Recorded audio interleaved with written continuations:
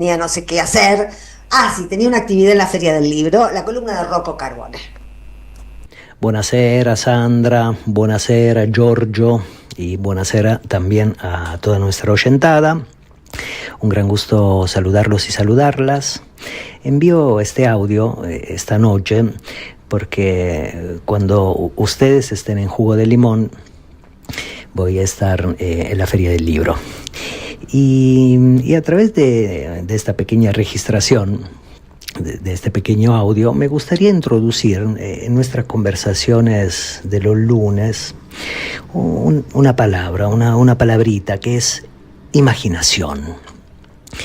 Y me gustaría empezar a conversar con ustedes trayendo a nosotros una oración, una frase muy conocida de Lenin.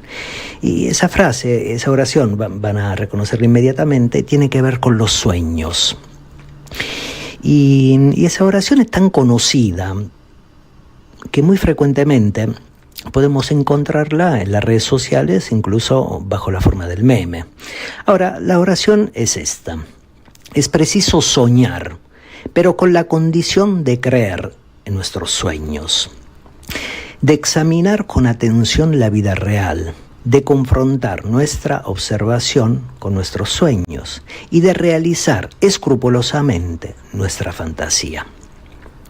Bueno, esta oración, tal como acabo de citarla o tal como podemos leerla en las redes o bajo la forma de epígrafes o como les decía en distintos memes, tal como la conocemos, no fue escrita por Lenin. O sea, Lenin no la escribió así, tal como llegó a nosotros y a nosotras.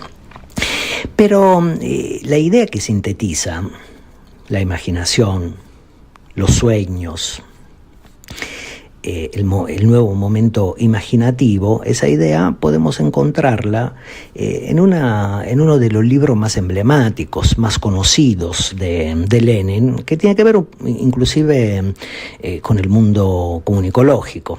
Ese libro es El quehacer, y es un texto viejo, tiene más de 100 años, fue escrito entre 1901 y 1902. Ahora, Lenin, en ese texto, donde no figura la cita que acabo de leer, ¿qué hace? Cita en el quehacer a un señor que se llamaba Dmitri Ivanovich Pisarev, un filósofo nihilista ruso activo, que estuvo activo en la década de 1890. Y en esa década, a través de sus conversaciones, de sus escritos, de sus intervenciones políticos militantes, en la Rusia de ese momento, la Rusia zarista 1890, había impulsado una tendencia que solemos recordar como la tendencia democrático-revolucionaria.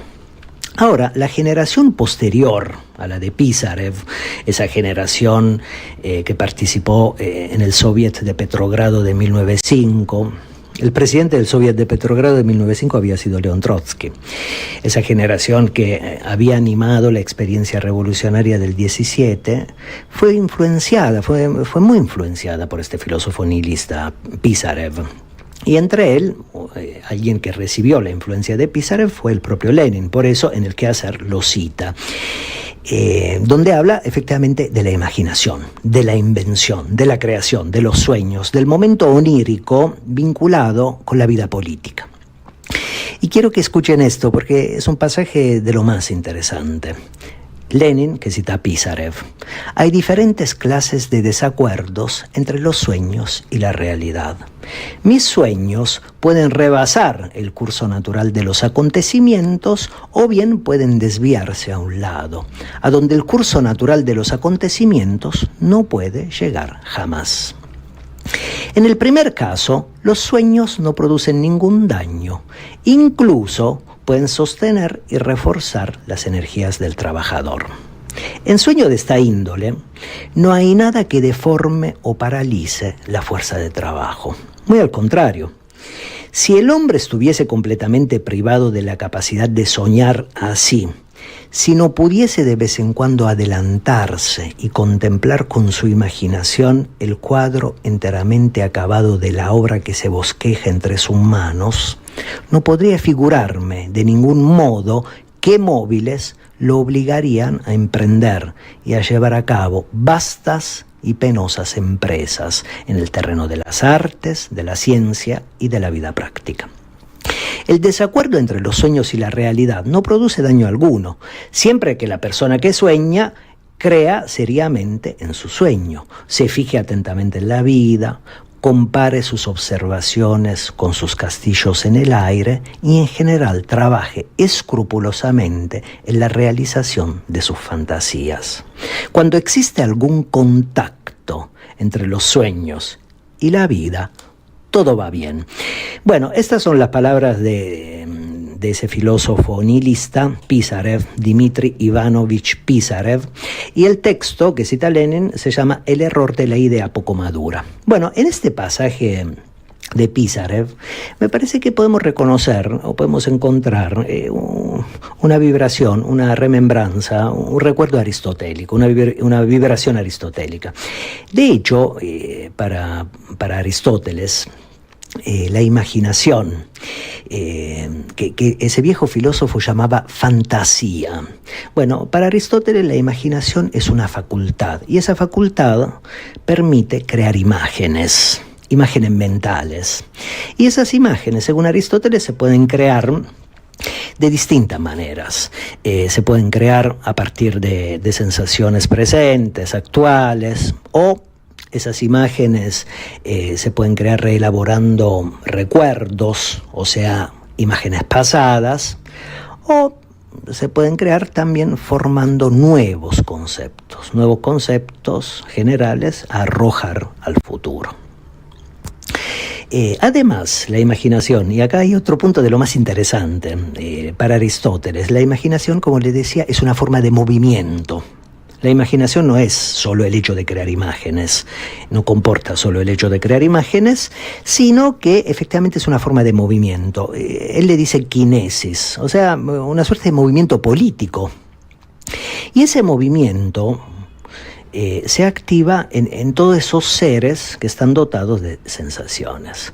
Entonces, la imaginación está vinculada a la percepción, pero también, y tal vez les diría que sobre todo, está vinculada, está anexada con la capacidad de crear algo nuevo, tanto en un nivel onírico, un nivel de imaginación, como en un nivel movimentista, crear algo nuevo.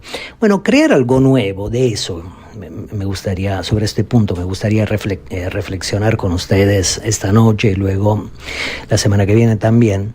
Crear algo nuevo en la Argentina que habitamos es una tarea y también es un gran desafío para una fuerza emancipatoria, pensante, imaginante, movilizadora, que actúe a contrapelo del capitalismo. Digo esto porque el capitalismo, la cuestión de la imaginación, la cuestión del sueño, la cuestión efectivamente de la fantasía, lo he entendido muy bien. Y lo he entendido muy bien porque imaginar el futuro, predecir el futuro, o sea, decirlo antes que ese futuro acontezca, para el capitalismo es un gran negocio. Y de hecho, el capitalismo es un poder, es una fuerza experta. Es una fuerza que tiene muchas capacidades para crear escenarios futuros. Ahora, ¿cómo lo hizo históricamente? Lo hizo con la ciencia ficción, lo hizo con el cine y ahora lo hace con las plataformas tipo Netflix y también lo hace con las redes sociales.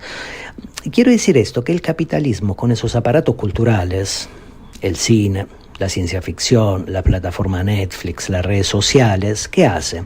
Organiza escenas materiales.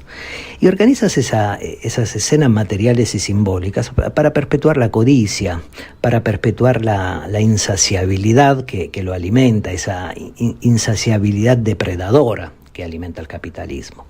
Y voy a hacer un ejemplo para que, digamos, se pueda ver inmediatamente, ¿no? Si pensamos en la industria cinematográfica, la industria cinematográfica yanqui, esa industria de tipo belicista, podríamos decir, ¿qué hizo? En todo el mundo occidental